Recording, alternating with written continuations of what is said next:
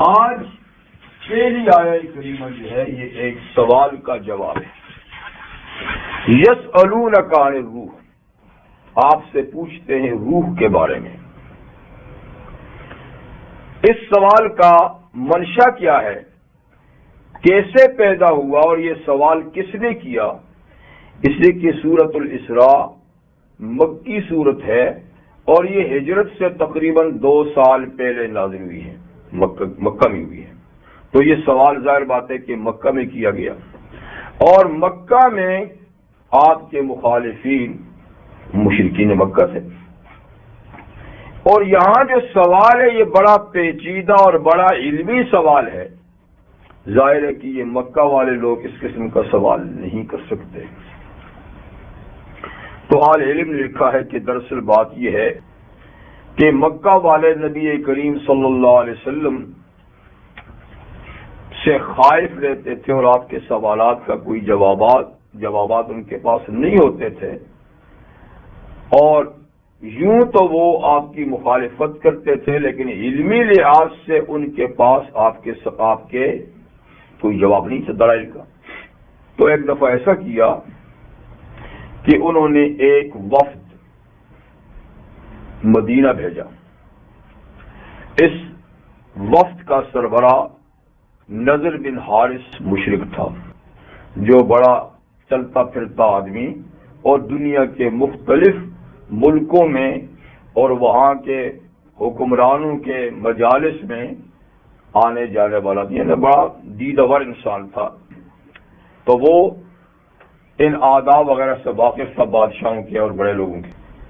اس کی سرگرمی وقت بھیجا کہ جا کر اہل کتاب جو پڑھے لکھے لوگ ہیں مدینہ کے، ان سے اپنی مشکل بیان کرو کہ ان کے علمی باتوں کا جواب ہمارے پاس نہیں ہے، تو وہ عالم لوگ ہیں، وہ کسی قسم کا کوئی سوال ایسا سکھائیں جو ہم ان سے کر کے ان کا ناطقہ بند کر دیں، ان کو لاجواب کر دیں، اور پھر ہمیں پروپیگنڈا کرنے کا موقع آئے۔ تو نضر بن حارث مدینہ پہنچا اور یہودی علماء سے میٹنگ کی، اور انہوں نے کہا کس طریقے سے ہماری مشکلات ہیں نبی کریم صلی اللہ علیہ وسلم کے بارے میں، کہ ہم ان کی یوں تو مخالفت بھرپور انداز سے کرتے ہیں، لیکن جب علمی باتیں آتی ہیں تو ہمارے پاس کوئی جواب نہیں ہوتا۔ تو تم پڑھے لکھے لوگ ہو، بتاؤ ہم کیا کریں، کچھ ایسی باتیں ہمیں بتاؤ علمی کہ ہم ان سے کریں اور وہ لاجواب ہو جائیں، تو ہمیں پروپیگنڈا کرنا جی آسان ہو جائے گا۔ تو یہود کے علماء نے 3 علمی سوال ان کو سکھائے کہ جاؤ ان سے یہ سوال کرو، اگر تو وہ نبی ہوئے تو یقیناً ان کا جواب دے دیں گے، کیونکہ ان کا جواب نبی کے سوا کسی کے پاس نہیں، اور یہ کہ تینوں سوالوں کا مکمل جواب نبی دیں تو 2 سوالوں کا مکمل جواب اگر آ جائے اور ایک کا مجمل تو بھی کوئی ایسی بات نہیں۔ تو کیا سوال کہا جی؟ ایک تو ان سے روح کے بارے میں پوچھو، روح کی کیا حقیقت ہے۔ دوسرا ان سے اصحاب کہف کے بارے میں پوچھو کہ وہ غار والے جو چند نوجوان تھے جی ان کی کیا سٹوری ہے۔ اور تیسرا ذوالقرنین کے بارے میں پوچھو کہ ایک بادشاہ ذوالقرنین نام سے دنیا میں گزرا ہے، تو اس کا کیا قصہ ہے۔ تو کہا اگر تینوں جواب مکمل ہو گئے تو ٹھیک، لیکن اگر 2 بھی مکمل ہو جائے اور ایک مجمل تو بھی وہ صحیح ہوں گے، اور اگر تینوں کا جواب یا 2 کا جواب یا 1 کا جواب سرے سے نہ دے سکے تو پھر تمہاری بات بن جائے گی۔ تو یہ لوگ آئے، انہوں نے یہ 3 سوال رحمت عالم صلی اللہ علیہ وسلم سے کیے، جن میں سے ایک سوال اور جواب تو اسی آیت میں ہے، اور دوسرے 2 سوال ان کا مکمل جواب اس کے بعد کی سورت سورہ کہف میں ہے۔ ٹھیک ہے، تو بعد ان کے سوالوں کا جواب ہوگی۔ اس میں یہ پہلے سوال کا جواب اجمالی ہے، مختصر، دوسری 2 کا ڈیٹیل کے ساتھ تفصیل کے ساتھ جو سورہ کہف میں، ٹھیک ہے۔ اور نے کہا تھا کہ ایک سوال کا جواب اگر مختصر بھی ہو ہاں جی تو مختصر یہی تھا اس لیے اس پہ وہ مطمئن تھے کہ خود تورات میں بھی روح کے بارے میں اجمالی جواب اللہ نے دیا ہے، کوئی تفصیل اور ڈیٹیل نہیں بتائی. ان کو پتہ تھا کہ یہ ہے ہی ایسا ہے کہ اس کی تفصیل نہیں بتائی جاتی. تو تفصیل نہ بتائی جانے کا مطلب یہ نہیں کہ اس کی تفصیل کسی کو سرے سے معلوم نہیں. مقصد یہ ہے کہ اس کا جواب تفصیلی مشکل ہے، ہر آدمی کی سمجھ میں آنے والا نہیں. تو اس لیے اللہ تعالیٰ نے جواب بھی مختصر دیا عام لوگوں کے ذہن کے مطابق، ورنہ اس کا یہ مطلب نہیں کہ کسی کو بھی اس کی تفصیل کا پتہ نہیں. تو یسألونک عن الروح، آپ سے روح کے بارے میں پوچھتے ہیں. پہلی بات تو یہ ہے کہ قرآن حکیم میں لفظ روح کا اطلاق چند چیزوں پر ہوا ہے. نمبر ایک، خود قرآن حکیم کو بھی قرآن میں روح کہا ہے، یعنی خود قرآن مجید کا ایک نام کیا ہے؟ روح. جیسے سورہ شورا کے آخر میں اللہ تعالیٰ نے فرمایا وَكَذَلِكَ أَنزَلْنَا إِلَيْكَ رُوحًا مِّنْ أَمْرِنَا، ایسے ہی اے محمد صلی اللہ علیہ وسلم ہم نے آپ کی طرف اپنے حکموں میں سے ایک حکم روح نازل کیا. ہم نے اپنے حکم سے ایک روح آپ کی طرف نازل کی. تو روح سے مراد یہاں قرآن مجید ہے. ٹھیک. ایک دوسرا، قرآن حکیم میں آتا ہے وَأَيَّدْنَاهُ بِرُوحِ الْقُدُسِ، کہ ہم نے حضرت عیسیٰ علیہ السلام کی تائید کی، مدد کی پاک روح سے. اور یہ کہ قرآن حکیم آپ کی طرف روح الامین نے نازل کیا ہے. تو پیغمبر کریم علیہ السلام کے پاس قرآن حکیم لانے والے فرشتے جبریل امین ہیں، تو ان کا ایک لقب روح الامین ہے اور ایک لقب ان کا روح القدس. تو گویا روح یہ حضرت جبریل علیہ السلام پر بھی اس لفظ کا اطلاق ہوگا. ٹھیک. اور تیسرا، قرآن حکیم میں روح حضرت عیسیٰ علیہ السلام پر بھی بولا گیا ہے، وَرُوحٌ مِّنْهُ كَلِمَةٌ أَلْقَاهَا إِلَىٰ مَرْيَمَ وَرُوحٌ مِّنْهُ، یعنی عیسیٰ علیہ السلام کیا ہیں؟ وہ اللہ کی ایک بات ہے جو مریم کے گریبان میں ڈالی گئی. اور عیسیٰ کون ہے؟ روح منہ، اللہ کی ایک روح ہے. تو تین باتیں ہوگی. چوتھی چیز قرآن حکیم میں جس کا پر روح کا اطلاق کیا گیا ہے وہ چیز ہے جس سے ہر جاندار زندہ ہوتا ہے. ہر جاندار، انسان ہی اور باقی جاندار، اور اس کے چلے جانے سے ہر جاندار مر جاتا ہے. تو روح اس پر بھی ہے. جیسے تخلیق آدم کے بارے میں اللہ تعالیٰ نے فرمایا کہ ہم نے آدم کو پیدا کیا وَنَفَخْتُ فِيهِ مِن رُوحِي، اور پھر اس کے اندر میں نے اپنی روح پھونکی. تو یہ چار لفظ ہو گئے، یعنی چار معنوں کے لیے روح کا لفظ قرآن حکیم میں استعمال ہوا. خود قرآن کے لیے جی، اور جبریل امین کے لیے، حضرت عیسیٰ علیہ السلام کے لیے، اور تمام جانداروں کی جو جان اور روح ہے جس کو ہم بھی روح کہتے ہیں اس کے لیے قرآن. اب یہ کہ یہاں کون سی روح کے بارے میں پوچھا، تو ظاہر بات ہے کہ نہ تو قرآن کے بارے میں پوچھا، نہ جبریل کے بارے میں پوچھا، اور نہیں جی کسی اور چیز کے بارے میں، بلکہ روح انسانی کے بارے میں یہ سوال ہے، جاندار جس چیز سے زندہ رہتے ہیں ان کے بارے میں. تو یسألونک عن الروح، آپ سے روح کے بارے میں پوچھتے ہیں. تو جواب مختصر ہے، قل الروح من امر ربی، آپ فرما دیجئے کہ روح میرے رب کا ایک حکم ہے. بس روح کا جواب کیا ہے کہ روح جس کے بارے میں تم پوچھتے ہو، جس سے کائنات انسانی کو حیات ملتی ہے، زندگی ملتی ہے، تو وہ میرے رب کا ایک حکم ہے. باقی آگے نہیں، اس لیے کہ وما اوتیتم من العلم الا قلیلا، تمہیں تھوڑا سا علم دیا گیا ہے، تمہیں پورا علم نہیں دیا گیا۔ روح کے بارے میں تو کیا، ہر علم جو دیا گیا ہے وہ بہت قلیل ہے۔ دنیا میں جتنے بھی علوم ہیں جس کو دیے گئے ہیں وہ اللہ کے علم کے مقابلے میں بہت ہی قلیل ہیں، نہ ہونے کے برابر ہیں۔ تو جب سارے علوم کا حال یہ ہے تو روح جیسا پیچیدہ علم جو ہے وہ تو اور بھی قلیل ہے۔ تو یہ بحال مختصر اس کا جواب ہے۔ لیکن جیسے میں نے عرض کیا کہ یہ جواب عمومی لحاظ سے ہے کہ عام لوگ اس حقیقت تک رسائی نہیں حاصل کر سکتے، لیکن بعض خواص کو اگر اللہ تعالی نے روح کا علم کچھ دیا ہے اس سے زیادہ، تو اس کا انکار بھی نہیں کیا جا سکتا۔ تو روح کے بارے میں اہل علم ہمیشہ سے بحث کرتے رہے ہیں۔ حکماء اسلام نے بھی اس پہ بحث کی ہے، دیگر دنیا کے مذاہب کے حکماء وہ بھی ہمیشہ اس پہ یعنی بحث کرتے رہے، اس پہ بڑی بڑی کتابیں بھی لکھی گئی ہیں، لیکن تاہم کوئی واضح حقیقت جو ہے نا اس کے بارے میں نہیں کہی جا سکتی کہ یہی بات 100% صحیح ہے، لیکن اپنے اپنے طور پہ یعنی تحقیقات اور دلائل سے کچھ باتیں ثابت کی گئی ہیں۔ تو میں تھوڑی سی مختصر امام الہند شاہ ولی اللہ رحمۃ اللہ علیہ کی کہی ہوئی بات صرف آپ کو تھوڑی سی بتاتا ہوں۔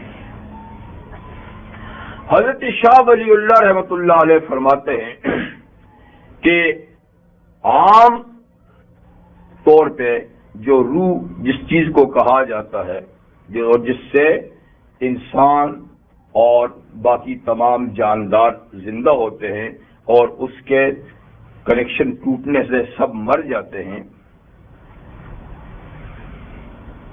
ایک تو روح حیوانی ہے کہ جس کی بنیاد پہ تمام کے تمام جاندار زندہ ہوتے ہیں اور اس کے ہٹنے سے، اس کے ختم ہونے سے مر جاتے ہیں۔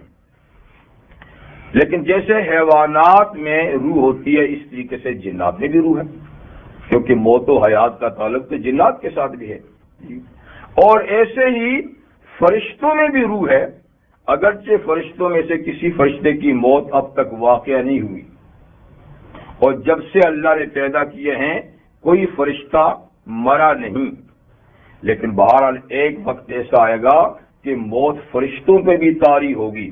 تو جب طاری ہوگی تو اس کا مطلب ہے کہ ان میں بھی روح ہے، اور روح کو نکالے کے تو مریں گے، اور وہ کب ہوگا؟ قیامت کے دن۔ کل شیء ہالک، کل شیء ہالک الا وجہ، یعنی ایک وقت اس پوری کائنات پہ ایسا آئے گا کہ ہر چیز ہلاک ہو جائے گی، یعنی موت کا شکار ہو جائے گی، سوائے اللہ کی ذات کے اور کچھ نہیں رہے گا۔ تو یہ اسی صورت میں ہوگا کہ ان کی جو حیات ہے اس کو ختم کیا جائے گا، اور حیات روح سے ہی ہوتی ہے۔ تو بہرحال امام الہند فرماتے ہیں کہ انسان یعنی باقی سب کی تو ایک ہی روح ہے، کنیکشن ہے تو ہے، ٹوٹ گیا تو ختم ہے، پر انسان کی روح جو ہے یہ بنسبت دیگر تمام جانداروں کے یہ مختلف ہے۔ اس میں ایک تو وہی روح ہے جو تمام جانداروں میں ہے، اور اس کا نام ہے نسمہ۔ اس روح کا نام کیا ہے؟ نسمہ، نون سین میم اور ہا، جیسے کہ حدیث میں آتا ہے الذی خلق الانسان وبرأ النسمہ، جس نے انسان کو پیدا کیا اور اس کی جان کو، اس کے نسمہ کو پیدا کیا۔ اسی کو روح حیوانی بھی کہتے ہیں، اس کا نام نسمہ بھی ہے، اس کو روح انسانی بھی کہتے ہیں، اس کے اور بھی کئی نام ہیں۔ یہ کیا ہے؟ تو جب انسان یا کوئی جاندار غذا کھاتا ہے جی، تو غذا اس کے معدے میں جاتی ہے، معدہ غذا کو پیستا ہے، طحان البدن ہے، یعنی یہ بدن کے اندر چکی ہے جی، تو کھانا میدے میں جاتا ہے، میدا اس کو پیستا ہے، پیس کر اس کے 3 حصے ہو جاتے ہیں، ایک فضلہ جو خارج ہو جاتا ہے، اور ایک اس کا ایک گاڑھا حصہ ہوتا ہے جس سے یعنی آدمی کا گوشت ہڈیاں وغیرہ بنتی ہیں، اور ایک اس کا انتہائی لطیف حصہ ہوتا ہے جسے خون کہتے ہیں۔ تو جب ہم غذا کھاتے ہیں تو معدے میں جا کر 3 حصوں میں تقسیم ہو جاتی ہے، فضول حصہ خارج ہو جاتا ہے، 2 حصوں میں سے ایک سے ہڈیاں، گوشت، اور ایک خون، وہ جگر کی طرف پاس ہو جاتا ہے، اور پھر اس کو مزید صاف کرنے کے بعد دل کی طرف اس کو پہنچا دیا جاتا ہے، اور پھر وہاں سے پورے بدن کی رگوں میں دل اس کو پمپ کرتا ہے، قلب اس کو پمپ کرتا ہے۔ وہ جو معدے، جگر اور قلب تینوں سے خون جو ہے سرکل کرتا ہے اور وہاں پہنچتا ہے، تو وہ گرم ہوتا ہے، وہ گرم بھی ہو جاتا ہے، اور گرم ہونے کے بعد اس پر بالکل خفیف اور ہلکی سی بھاپ، دھواں تو بڑا بھاپ، اس میں بھاپ پیدا ہوتی ہے، تو وہ جو نسمہ ہے نا، اس بھاپ کا نام ہے۔ وہ نسمہ جو جس کو روح کہتے ہیں نا، جس کے بل بوتے پہ چلتے پھرتے ہیں، جیتے جاگتے ہیں، تو وہ خون کی جو گرم بھاپ ہے وہ ہے روح حیوانی، اور وہی اس کا نام کیا ہے؟ نسمہ۔ وہ جب خون بالکل ٹھنڈا ہو جائے نا، تو جیسے کہ روح ختم ہوگی، پھر آدمی ختم ہو جائے، اور جب تک وہ گرم رہتا ہے نا اور پمپ ہوتا رہتا ہے پورے جسم میں، تو حیات رہتی ہے۔ یہ تو ہے روح حیوانی یا نسمہ، ٹھیک ہے نا؟ لیکن انسان کا جہاں تک معاملہ ہے نا، اس میں اس کے بعد پھر 2 اور روحیں ہیں، جیسے کہ قرآن حکیم میں سورہ مومنون میں ہے کہ انسان کی تخلیق کے بارے میں اللہ تعالیٰ نے فرمایا کہ سب سے پہلے مٹی سے انسان کو بنایا گیا، سلالۃ من طین، اور ثم جعلنا نسلہ فی قرار مکین من ماء مہین، پھر یعنی ایک پانی کے قطرے سے جو غذاؤں کا خلاصہ ہوتا ہے، اس کو ایک خاص مقام میں رحم میں منتقل کیا جاتا ہے، اور وہاں 40 دن کے بعد اس میں انقلاب آتا ہے، وہ پانی 40 دن میں خون بستہ بن جاتا ہے، حلقہ خون جمع ہوا خون، پھر 40 دن میں اس میں انقلاب آ کر اس میں وہ مضغہ گوشت کی بوٹی بن جاتا ہے، اور پھر ان بوٹیوں کے اندر یعنی پھر ہڈیاں پیدا ہوتی ہیں، پھر اجزاء پیدا ہوتے ہیں، پھر اس کی پر ہڈیوں پر گوشت چڑھتا ہے، اور پھر اجزاء پر، اور پھر 4 مہینے کے بعد اس میں اللہ فرشتے کو بھیجتے ہیں اور اس میں روح پھونکی جاتی ہے، نفخت فی الروح، روح پھونکی جاتی ہے۔ تو یہ جو روح پھونکی جاتی ہے 4 مہینے کے بعد، تو یہ وہ جو نسمہ ہوتا ہے نا، تو نسمہ پھونکا نہیں جاتا، وہ تو اندر بنتا ہے، وہ تو غذا سے بنتا ہے، اور یہ بچہ شروع سے جب غذا کے قابل ہوتا ہے تو یہ رحم میں جو خون ہوتا ہے، جو عام طور پہ بچہ نہ ہو تو ہر مہینے خارج ہوتا ہے جی، لیکن جب بچہ ہو جائے تو وہ خون خارج نہیں ہوتا، اس لیے کہ وہ پائپ کے ذریعے سے ناف کے رستے سے اس کی غذا بنتا ہے، جب وہ غذا بنتا ہے، جب غذا جاتی ہے تو وہی پھر خون، اور وہی خون کی بھاپ، تو وہ تو ہوتی ہے، وہ تو روح حیوانی، اس سے غذا سے، اور یہ جو فرشتے کو بھیج کر 4 مہینے کے بعد پھونک ماری جاتی ہے، تو یہ کہا جاتا ہے امر ربی، یہ ہوتا اوپر سے امر ربی، یہ وہ جو پہلی جو روح ہے نا، جو پورے بدن میں بھاپ کے طور پہ یہ سرایت کی ہوئی ہے، وہ جیسا کہ سواری ہوتی ہے، اور یہ اوپر سے آنے والی روح جو ہے وہ سواری ہے اور یہ اس کا سوار ہے، وہ اس کی سواری ہے اور پورا بدن اس کی سواری ہے، پورا بدن نسمے کی سواری ہے، اور نسمہ سواری ہوتا ہے اس امر ربی کا. تو اس کو کہتے ہیں نفس ناطقہ. یہ جو اوپر سے آتا ہے نا، اس کا نام ہوتا ہے نفس، اس کی سواری ہوتی ہے. اچھا، اور پھر فرماتے ہیں کہ عالم بالا میں جس طرح دنیا میں جتنے انسان ہیں، تو عالم بالا میں ایک انسان کامل کا ماڈل ہوتا ہے. بات تو وہی پیچیدہ ہے، اسی لیے اس کو نہیں چھیڑنا چاہیے، لیکن چلو میں تھوڑی سی آپ کو بتاؤں.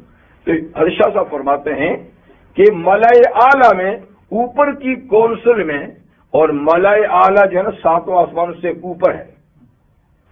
تو جس طریقے سے دنیا میں یہ متعدد انسان ہیں، تو وہاں کل انسانوں کا ایک ماڈل ہے. تو پھر فرماتے ہیں کہ اس کا کنیکشن اس ماڈل سے جڑتا ہے، اور اس ماڈل کا عکس ہر انسان کی جو وہ نفس ناطقہ روح ہے نا، اس کے اوپر آتا ہے. اور اس کی انہوں نے مثال دی جیسے کہ آئینہ، کہ آئینہ اگر وہاں رکھیں اور اس کے سامنے کوئی جائے تو وہ اس میں آئینے میں نظر آتا ہے. ٹھیک ہے، اور پھر آئینے کے سامنے جتنے چھوٹے چھوٹے آئینے رکھے نا، تو وہ ایک سب میں آپ کو نظر آئے گا. تو ایک تو بڑا ماڈل ہے سامنے، اور پھر جتنے بھی آئینے رکھیں گے نا تو وہ ان سب میں نظر آئے گا. تو اس طریقے سے جتنے بھی دنیا میں انسان ہیں، یہ اس کے لیے جیسے کہ آئینہ ہے، اور ہر انسان جب پیدا ہوتا ہے تو اس ماڈل کا عکس اس میں آتا ہے، اس میں بھی سب میں آتا ہے. اور یہ جو عکس ہے نا، یہ پھر وہ اس نفس ناطقہ سے بھی اوپر ہے. یہ تھوڑی سی بات اتنی سی کافی ہے، کیونکہ اس میں ادھر ادھر جانے کی خاص ضرورت نہیں ہے. بہرحال سوال انسانی روح کے بارے میں تھا کہ انسانی روح کی حقیقت کیا ہے، لیکن چونکہ یہ مسئلہ پیچیدہ و علمی ہے، اس لیے فرمایا کہ بس اس کو اتنا سمجھو کہ یہ ایک امر ربی ہے جی، اور تمہیں کم علم دیا گیا ہے. اور اس جواب پر یعنی وہ مطمئن تھے کون؟ یہودی، اس لیے کہ اتنا ہی سے جواب تورات میں بھی تھا، ان کو بھی حقیقت کا زیادہ پتہ نہیں تھا کہ یہ جواب بالکل ٹھیک ہے. بس اس کو اتنا رہنے دیجیے. اب حق تعالی شانہ آگے بیان فرماتے ہیں. اس سے پہلی آیت میں قرآن حکیم کے بارے میں فرما دیا تھا کہ وَنُنَزِّلُ مِنَ الْقُرْآنِ مَا هُوَ شِفَاءٌ وَرَحْمَةٌ لِّلْمُؤْمِنِينَ، کہ ہم قرآن حکیم میں ایسے مضامین، ایسے عقائد، ایسے اعمال نازل کرتے ہیں جو اہل ایمان کے لیے موجب شفاء ہے، موجب رحمت ہے جی. اور ابھی روح کا ذکر ہوا، اور جیسے میں نے عرض کیا کہ روح قرآن حکیم کا بھی ایک نام ہے. اور جس طریقے سے روح انسان کی حیات کا ذریعہ ہے، تو قرآن مسلمان کی اسلامی زندگی کا ذریعہ ہے. اگر مسلمان کی زندگی سے قرآن نکل جائے تو وہ پھر اولئک کا نام، جیسے اس نظام سے ہٹے ہوئے انسانوں کو اللہ نے جانوروں سے تعبیر کیا، بلکہ جانوروں سے بھی گم کردہ راہ جی، تو پھر انسان کی پوزیشن وہی ہو جاتی ہے. اور انسان جو اپنے اس بلند مقام پہ فائز ہے تو روح قرآنی سے استفادے کی بنیاد پر، تو وہ اسلامی زندگی کے لیے لازمی ہے کہ قرآن کی روح سے اپنے آپ کو طاقتور بنایا جائے جی، کیونکہ روح قوت کو بھی کہتے ہیں، روح طاقت کو بھی کہتے ہیں جی. تو اب قرآن حکیم کی طاقت کے بارے میں ذکر، وَلَئِن شِئْنَا لَنَذْهَبَنَّ بِكَ بِالَّذِي أَوْحَيْنَا إِلَيْكَ ثُمَّ لَا تَجِدُ لَكَ بِهِ عَلَيْنَا وَكِيلًا. حق تعالی شان فرماتے ہیں الا رحمۃ من ربک، کہ قرآن حکیم کا نزول اور آل ایمان کو اس نعمت کا ملنا یہ اللہ کی بہت بڑی رحمت ہے، یہ اللہ تعالیٰ کی بہت بڑی رحمت ہے جی. اگر ہم چاہیں تو اس رحمت کو لے بھی سکتے ہیں، لے لیں، اگر ہم چاہیں تو اس رحمت کو لے لیں. وَلَئِن شِئْنَا لَنَذْهَبَنَّ بِالَّذِي أَوْحَيْنَا إِلَيْكَ، اگر ہم چاہیں تو ہم لے جائیں، ختم کر دیں اس چیز کو جو اے محمد صلی اللہ علیہ وسلم آپ کی طرف ہم نے وحی کی ہے. یعنی وحی کا علم جو آپ کی طرف ہمیں بھیجا ہے، ہم چاہیں تو یہ لے بھی سکتے ہیں، جو دے سکتے ہیں سو ہم لے بھی سکتے ہیں. اور جب ہم لے لیں گے تو کوئی دنیا کی طاقت نہیں جو ہم سے لے کر پھر آپ کو دے دے. ثم لا تجد لک بی علینا وکیلا، پھر آپ نہ پائیں گے اس پر ہمارے خلاف کسی کو بھی کارساز، کسی کو بھی وکیل، کسی کو بھی مددگار کہ ہمارے لینے کے بعد پھر ہم سے لے کر آپ کو دے دے. تو جیسے ہماری مرضی کے بغیر آپ تک پہنچا نہیں، تو ایسے ہی پھر ہماری مرضی کے بغیر دوبارہ بھی نہیں آ سکتا. اس لیے یعنی اس نعمت گراں قدر کا شکر ادا کرنا چاہیے، اس کا شکر ادا کرنا چاہیے. دیکھیے دنیا میں علم کے کئی ذرائع ہیں، کئی اسباب ہیں. تعلیم و تعلم بھی سیکھنا سکھانا ایک دوسرے سے جی، اور سن کر بھی آدمی علم حاصل کرتا ہے، دیکھ کے بھی آدمی علم حاصل کرتا ہے، سوچ و بچار سے بھی کئی چیزیں آدمی سیکھ لیتا ہے جی. ان کے علاوہ علوم کے حصول کے اور بھی ذرائع، خواب میں بھی کئی چیزیں معلوم ہو جاتی ہیں. اس سے آگے پھر جی، کیونکہ خواب بھی کئی سچے ہوتے ہیں نا، تو سچے خواب سے جو علم حاصل ہوتا ہے وہ بھی علم ہے. اور اس کے علاوہ اور کوئی صالح بندہ ہے تو کشف بھی ایک ذریعہ علم ہے. بعض لوگوں کو کشف ہوتا ہے، کشف کا معنی یہ کہ اللہ ہی کوئی سربستہ راز اس کے سامنے کھول دیتے ہیں ٹھیک. لیکن ان میں سے کوئی بات بھی قطعی اور یقینی علم نہیں. سب کے سب ایسے علم ہیں کہ ان میں غلطی کے بہت احتمالات ہیں. کشف میں بھی غلطی ہو سکتی ہے، یعنی کشف ٹھیک ہوا تھا لیکن جس کو ہوا اس کے سمجھنے میں غلطی ہوگی، ہو سکتا ہے. خوابوں میں بھی غلطی ہو سکتی ہے، خواب کے لیے جو علم ہوتا ہے، اور اپنی عقل کی سوچ بچار میں بھی. اسی طریقے سے جتنے بھی یعنی ذرائع علم کے دنیا میں ہیں، ان میں سے قطعی اور یقینی کوئی بھی ذریعہ علم نہیں، سب میں احتمالات ہیں غلطی کے. اگر دنیا میں قطعی اور یقینی اور 100% سے زیادہ صحیح علم ہے تو صرف وحی کا علم ہے. جب وحی آتی ہے اللہ تعالیٰ کی طرف سے نبی پر تو وحی کی بھی بڑی حفاظت ہوتی ہے. لانے والا فرشتہ ماشاءاللہ قوت طاقت والا، پھر اس کے ساتھ ایک بہت بڑی فوج ہوتی ہے فرشتوں کی جی. اور جب وہ پیغمبر پہ لا کر اس وحی کو اتارتے ہیں تو ادھر بھی بڑے حفاظتی انتظامات ہوتے ہیں. اور اللہ تعالی نے اس کی ذمہ داری اٹھائی ہے کہ نبی کے قلب و ذہن سے وحی فراموش نہ ہوگی، اور وہ بالکل بے فکری کے ساتھ اطمینان سے فرشتے سے سنیں اور پڑھنے میں جلد بازی نہیں کریں. لا تحرک بلسانک لتعجل بہ انا علینا جمعہ وقرآنہ. آپ اس اندیشے سے جلدی فرشتے کے ساتھ نہ پڑھیں کہ آپ سے کوئی لفظ چھوٹ جائے گا. ہمارے ذمہ ہے آپ کے دل و دماغ میں اس وحی کا جمع کرنا اور آپ کی زبان سے پڑھانا بھی. ثم ان علینا بیانا، اور پھر اس کی تفسیر بھی کرانا ہمارے ذمہ ہے. ساری گارنٹیاں اللہ تعالیٰ نے خود لے لی. تو اس لیے دنیا میں سچا، سب سے سچا علم وہ کون سا ہے؟ وحی کا علم، وحی کا علم ہے ٹھیک ہے. اور وحی کے علم پھر آپ کو بتاؤں دو ہیں، ایک وحی مطلوب اور ایک وحی غیر مطلوب. وہ وحی جس کی باقاعدہ تلاوت کی جاتی ہے اور وہ ہے قرآن حکیم، یہ قطعی اور یقینی. ایک ہوتی ہے وحی غیر مطلوب، جو وحی تو ہے لیکن اس کی تلاوت نہیں ہوتی، وہ نبی کریم علیہ السلام کے اپنے ارشادات. تو حضور کے ارشادات بھی وہی ہیں لیکن وہ غیر مطلوب ہیں، تو وہ ظنی ہے، اس میں غلطی کے احتمالات اس لحاظ سے کہ ہم تک جو پہنچنے کے ذرائع ہیں ان میں غلطیاں ہو سکتی ہیں۔ اس میں معاذ اللہ نہیں کہ حضور کی زبان سے کوئی ایسی نہ حضور کی زبان سے جو حدیث بھی نکلی تو وہ قرآن ہی کی طرح ہے، وہی ہے، لیکن یہ جس طریقے سے ہم تک پہنچی اس طریقے سے حدیث نہیں پہنچی۔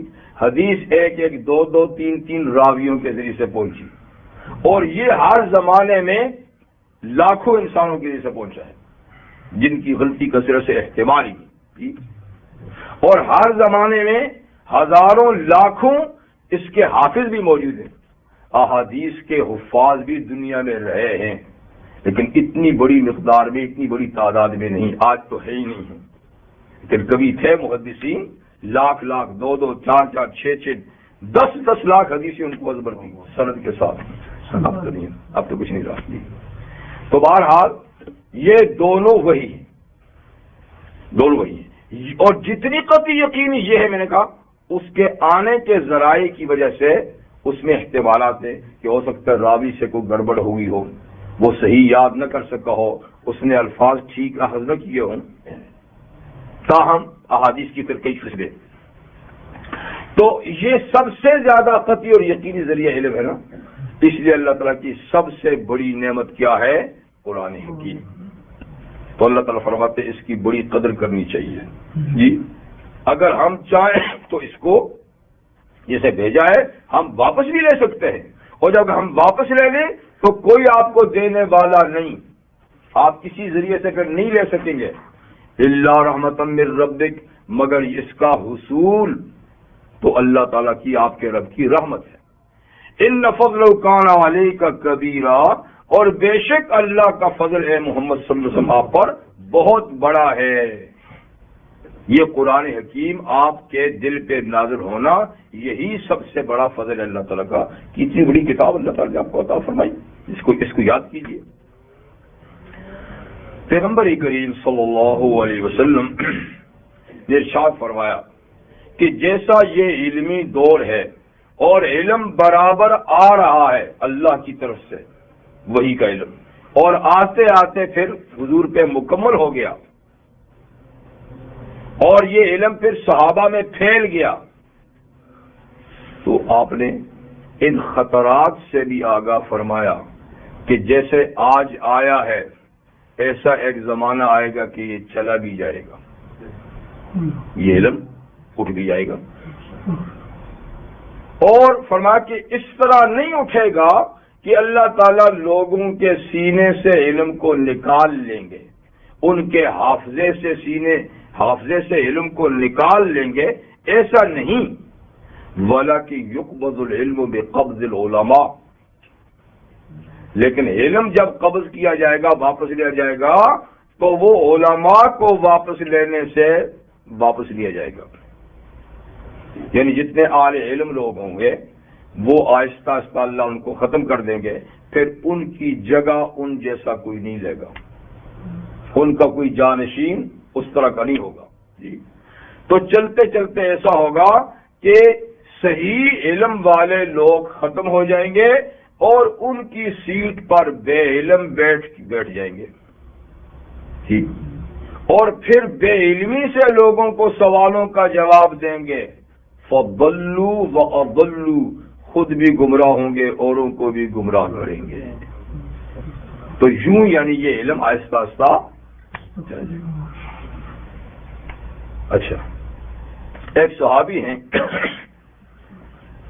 زید بن لبید رضی اللہ عنہ، جب حضور نے ایک بات فرمائی اور اس میں فرمایا کہ ایسا ذہاب العلم کے زمانے میں ہوگا، جب علم چلا جائے گا نا اس زمانے میں ایسی بات ہوگی، تو اس صحابی کو حضور علم کیسے چلا جائے گا؟ ہم نے آپ سے سیکھا، ہم اپنے بچوں کو سکھا رہے ہیں، وہ آگے اپنی اولاد کو سکھائیں گے، پھر یہ سلسلہ تو چلتا رہے گا، تو یہ جائے گا کیسے؟ تو حضور نے پیار سے کہا تیری ماں تجھے گم کرے، یہ یوں تو بدعا کا لفظ ہے لیکن عرب میں یہ پیار سے کہا کرتے، بدعا کا معنی بڑا کہ لگی زید میں تجھے مدینہ کا عقل مند آدمی سمجھتا تھا، تم اتنی بیوقوفی کا سوال کرتے، بیوقوفی کا اس کا یہ مطلب نہیں کہ اللہ قرآن مجید کے حروف اٹھا کر لے جائیں گے اور یہ صفحے خالی پڑے رہیں گے اور کتابوں کے حرف ہی مٹ جائیں گے، یہ مطلب نہیں ہے۔ فرمایا تو دیکھتا نہیں اہل کتاب کو، اہل کتاب کو دیکھتا نہیں ہے کہ تورات موجود ہے، ان کے علماء موجود ہیں، لیکن پھر بھی علم نہیں ہے۔ کیا مطلب؟ یعنی علم تو ہے لیکن عمل نہیں ہے۔ تو علم کے جانے کا مطلب ہے عمل کا چلا جانا۔ تو علم سے تو لائبریریاں بھری ہوئی ہوں گی جیسے آج بھی ماشاءاللہ۔ کیا اس زمانے بھی اتنی کتابیں تھیں؟ خود سرور کونین صلی اللہ علیہ وسلم کے زمانے میں تو قرآن بھی اکٹھا ایک جلد میں نہیں تھا، اور کیا ہوتا؟ یعنی یہ بھی کہیں کہیں کسی کے پاس کچھ ہے، ورنہ ایک کتابی شکل میں تو قرآن بھی نہیں تھا، چاہے جائے کہ حدیث ہو چاہے جائے کہ اور، یعنی کچھ باتیں لوگ لکھ لیتے تھے کہ مجموعی لحاظ سے تو نہ کچھ بھی نہیں تھا، لیکن پھر بھی علم بھی تھا، اس لیے کہ جتنا تھا اس کو برتا جاتا تھا، اس کو استعمال کیا جاتا تھا۔ تو چیز استعمال سے باقی رہتی ہے، اور جس چیز کا استعمال ختم ہو جائے نا، آپ سمجھ لیں کہ وہ چیز ختم ہوگی۔ تو مطلب ہے کہ علم کی بقا عمل سے ہے، اور جب عمل نہیں ہوگا تو جیسے علم نہیں ہے، اب تو پھر نقوش ہے اور ہے تو کچھ نہیں ہے۔ تو فرمایا کہ دیکھو یہود و نصارہ کہ علماء بھی ہیں، کتابیں بھی ہیں، لیکن اس کے باوجود علم نہیں ہے، اس لیے کہ جو ہے اس پہ عمل نہیں ہے۔ تو یہی حشر قرآن حکیم کے ساتھ بھی ہوگا، علم ہوگا پر عمل نہ ہوگا، تو عمل کا نہ ہونا یہی علم کا نہ ہونا ہے، یہ نہیں کہ کتابیں نہیں ہوں گی اور ان کے حروف نہیں ہوں گے۔ سچی بات دیکھ لیں، آج کتنی کتابیں لکھی جا رہی ہیں، دھڑا دھڑ لکھی جا رہی ہیں، لکھی ہوئی ہیں، دنیا کے کتبخانے بھرے ہوئے ہیں۔ قرآن حکیم کی ہزاروں تفسیریں ہیں چھوٹی ہیں، حدیث پر کتنی کتابیں ہیں، پھر ان کی شروحات، جی رحمت عالم صلی اللہ علیہ وسلم کی سیرت پہ ہر سال کتنی کتابیں لکھی جاتی ہیں،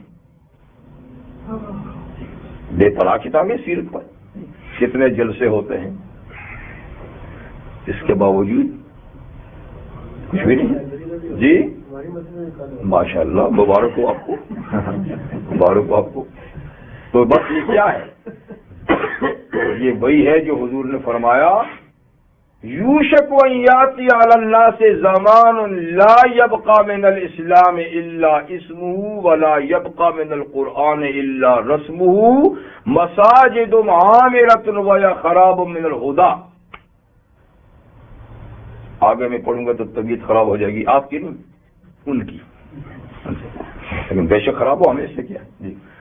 تو فرمایا یوشک قریب ہے، ان قریب، اس وقت حضور نے فرمایا تھا ان قریب، آج ہمارے سروں پر ہے، قریب ہے کہ ایک ایسا دور آئے گا کہ اسلام کا نام ہی رہ جائے گا، یہ عبداللہ ہے، یہ عبد الرحمن ہے، سجدہ قبر کو کرے گا نام ہوگا عبداللہ،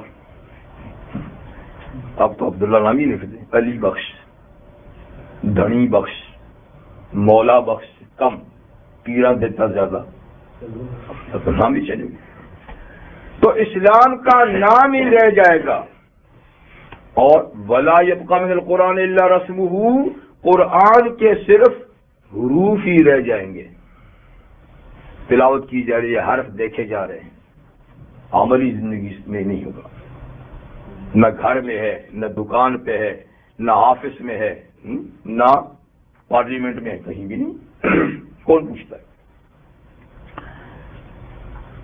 اور مساجد عامرۃ، مسجدیں بڑی شاندار ہوں گی، ایک سے ایک بلند منارہ، بڑا گنبد، جی اندر نقش و نگار اور بہترین کارپٹ، ساری کمکمیں، وہی خراب من الہدی، لیکن ہدایت کی بات سے برباد ہوں گی، ہدایت کا کام کوئی نہیں ہوگا، وہی نعرے ہوں گے، چیخ و پکار ہوگی، شور و غل ہوگا، جی بڑے بڑے مجمع ہوں گے، لیکن آزان ہوگی تو سارے نکل جائیں گے، وہی 2 صفحے رہ جائیں گے.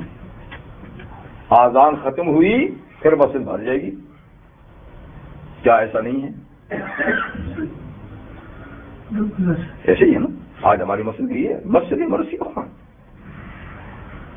اور یہ کرتوت کس کا ہوگا؟ وہی بات، یہ کرتوت کس کا ہوگا؟ یہ حالات کون پیدا کرے گا؟ علماؤہم شر من تحت عظیم السماء منہم تخرج الفتنۃ وفیہم تعود. اس دور کے علماء زمین کی کھال کے نیچے بدترین مخلوق ہوں گے. زمین کی کھال کے زمین یعنی آسمان کی کھال کے نیچے، یعنی آسمان کے نیچے بدترین لوگ ہوں گے. ان کے اندر سے فتنے نکلیں گے، انہی میں دبیں گے، وہی فتنے نکالیں گے. تو وہی بات ہے آج اپنی آنکھوں کے ساتھ ہم دیکھ رہے ہیں. تو قرآن ہے لیکن لا یبقى من القرآن الا رسم، یا یہ کہیں کہ قرآن ایک رسمی چیز بن جائے گا. یہ ایک مطلب یہ بھی ہے، رسمی چیز بن جائے گا. قرآن رسمی طور پہ پڑھیں گے بھی پڑھائیں گے بھی، ایک برکت اور ثواب کی چیز رہ جائے گا، اور قابل عمل اس کو نہیں سمجھیں گے کہ اس پہ کوئی نظام بھی مرتب ہو سکتا ہے، یہ کوئی معاشرے میں برتنے کی چیز بھی ہے، یہ کوئی ملک میں برتنے کی چیز بھی ہے نا. تو یہ چیز آج ہماری آنکھوں کے سامنے. تو بہرحال یہ اللہ تعالیٰ کی گراں قدر نعمت ہے، تو فرمایا کہ اس کی قدر کرو. اگر اللہ چاہے اس کو واپس لینا تو پیغمبر نے بڑی تاکید فرمائی، تعلم العلم، دیکھو علم کو سیکھو سکھاؤ. وتعلم الفرائض، اور فرائض تمہاری جو ڈیوٹیاں اللہ نے عائد کی ہیں وہ بھی سیکھو اور سکھاؤ کہ اللہ نے کیا کیا تم پہ فرائض عائد کیے ہیں، اللہ کے فرائض کیا ہیں، بندوں کے فرائض تم پر کیا ہیں، حقوق کیا ہیں. جی، اور فرائض سے ایک خاص علم بھی مراد ہے، علم میراث. علم میراث کو بھی علم فرائض کہتے ہیں. اسی لیے نے فرمایا کہ سب سے پہلے جو علموں میں ختم ہو جائے گا لوگوں سے، وہ میراث کا علم ہوگا، کہ اس کو جاننے والا کوئی نہیں ہوگا. یہ سب سے پہلے ختم ہو جائے گا، سب سے پہلے اس کو لوگ بھول جائیں گے. اور میں نے کہہ دیا بھولتی وہ چیز ہے جو استعمال میں نہ ہو. تو یہ کیوں بھول جائے گا؟ اس لیے کہ لوگ میراث ہی تقسیم نہیں کریں گے. جب میراث تقسیم نہیں کریں گے اور اس کا کوئی سوال ہی سامنے نہیں آئے گا تو بھول جائے گا.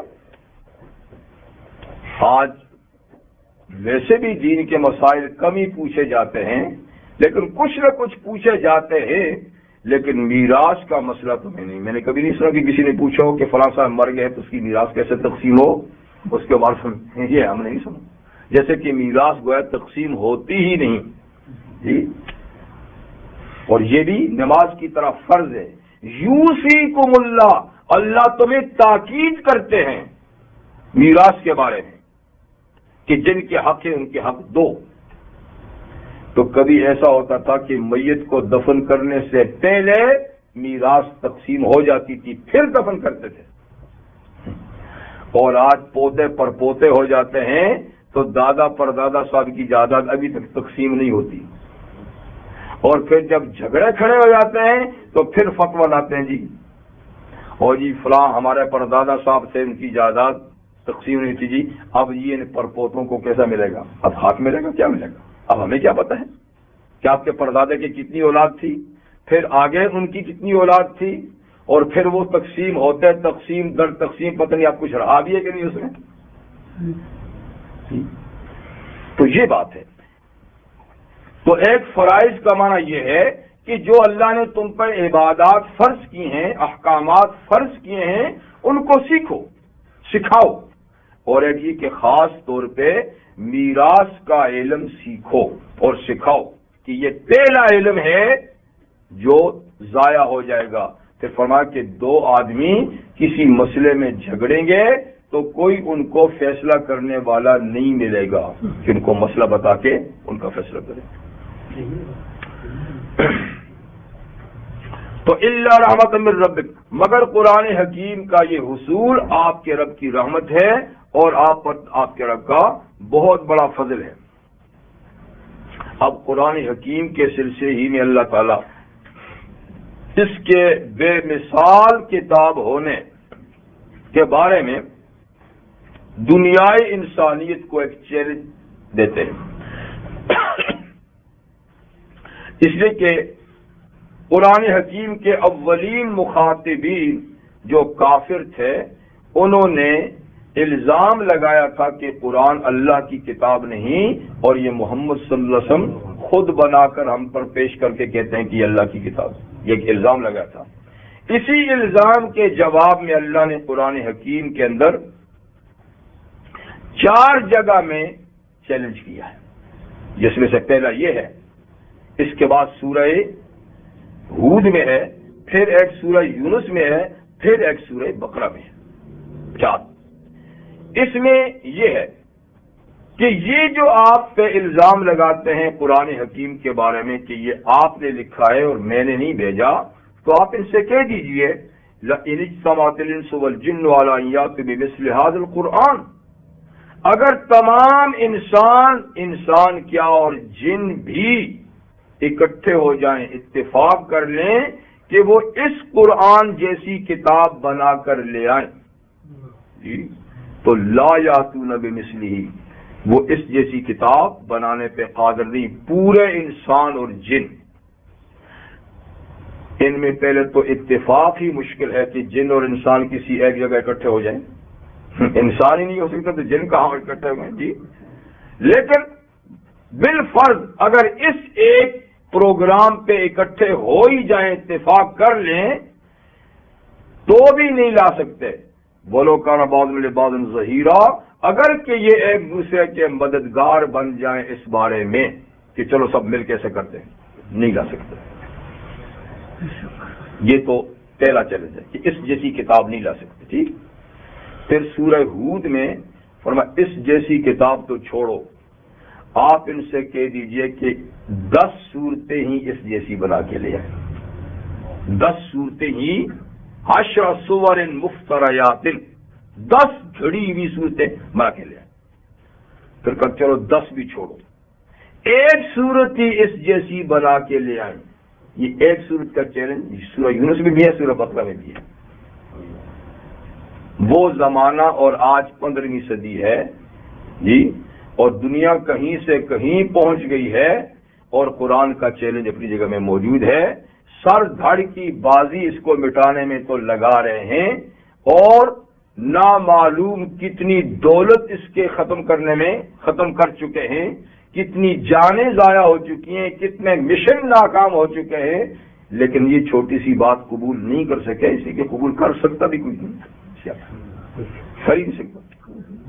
تو یہ بہرحال ایک بے مثل کتاب ہے.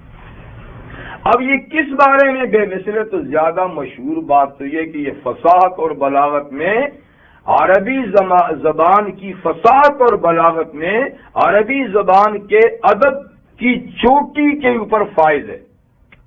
اس میں جو عربی زبان استعمال کی گئی ہے جی، یعنی وہ اتنی بلیغ اور اتنی مؤثر ہے کہ دنیا اس کا مقابلہ نہیں کر سکتی. ایک بات تو یہ کہی جاتی ہے، لیکن بعض اہل علم مفسرین فرماتے ہیں کہ اتنی سی بات نہیں. اگر اتنی سی بات ہو تو یہ چیلنج پھر صرف عربوں کے لیے ہوا، دوسری دنیا کو تھوڑا ہوا. اللہ تو کہتا ہے ساری دنیا. تو جب چیلنج ساری دنیا کو ہے، عربوں کو نہیں، تو اس کا مطلب یہ کہ صرف زبان کی حد تک یہ بے مثل نہیں، اپنے پورے پروگرام کے لحاظ سے بے مثل ہے جی. اس جیسی ہدایت والی کتاب، اس جیسی دستور والی کتاب، اس جیسی قانون والی کتاب، یعنی جو کچھ قرآن میں علمی یا عملی باتیں ہیں، ساری کی ساری چیزیں ایسی ہیں کہ اس کی دنیا میں مثال نہیں.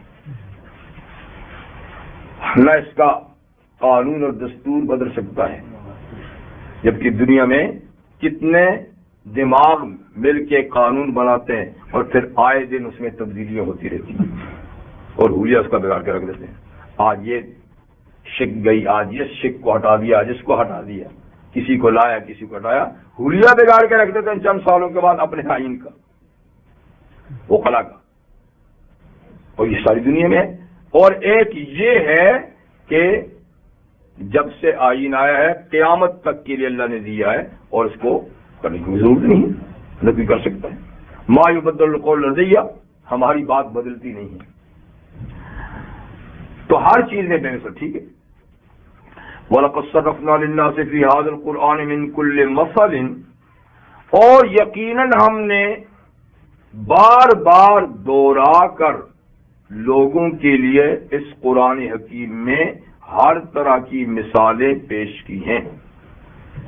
تو سمجھانے کے لیے کئی باتیں ہوتی ہیں، کچھ دلائل ہوتے ہیں، کچھ مثالیں ہوتی ہیں. اور سب سے زیادہ آسان چیز سمجھانے کی جس سے آدمی جلدی سمجھتا ہے وہ مثال ہوتی ہے. کہتے مثال کے طور پہ تو ہر پڑھا لکھا اور جاہل جلدی سمجھ جاتا ہے. دلائل کو تو سمجھدار اور پڑھے لکھے سمجھتے ہیں نا، لیکن مثال کو، اور قرآن چونکہ عالم غیر عالم دیہاتی شہری سب کے لیے ہے نا، تو اس لیے قرآن حکیم میں سمجھانے کا ایک طریقہ ہے مثالیں. اللہ تعالیٰ فرماتے ہیں کہ ہم نے مثالیں گھما پھرا کر بار بار مثالیں دے کر بات سمجھانے کی کوشش کی ہے. اب کوئی نہیں کہہ سکتا کہ میں فلاں بات میری سمجھ میں نہیں آئی. دلائل بھی ہیں، مثالیں بھی ہیں. دلائل نہیں سمجھتے تو مثال سے سمجھو، اور ایک دفعہ نہیں کہ ایک مثال دے دی، بار بار. لیکن کیا کریں، بدقسمتی کا بھی تو کوئی علاج نہیں ہے نا. فَأَبَى أَكْثَرُ النَّاسِ إِلَّا كُفُورًا، جتنی ہم نے سمجھانے کی کوشش کی اتنے ہی اکثر لوگوں نے انکار کیا، مگر ناشکری کا نہیں، شکر کا انکار کیا. سمجھنے کا انکار کیا، ناشکری کا نہیں. جتنا ہم سمجھانے کی کوشش کرتے ہیں اتنا وہ بھاگنے کی کوشش. جیسے دوسرے کا میں الا نفورا، جتنا ہم مانوس کرنے کی کوشش کرتے ہیں اتنی ان کے اندر نفرت ہے، اتنی وہ بھاگتے ہیں. تو باہر کوئی کسر یعنی سمجھانے کی نہیں چھوڑی، ہر طرح سے بات سمجھائی گئی. تو یہ باتیں چند قرآن حکیم کے بارے میں. ایک سوال کا جواب ہوا روح کا مختصر، اور دوسری باتیں قرآن حکیم کے بارے میں جو پیچھے سے مضمون چلا آ رہا تھا تو اسی.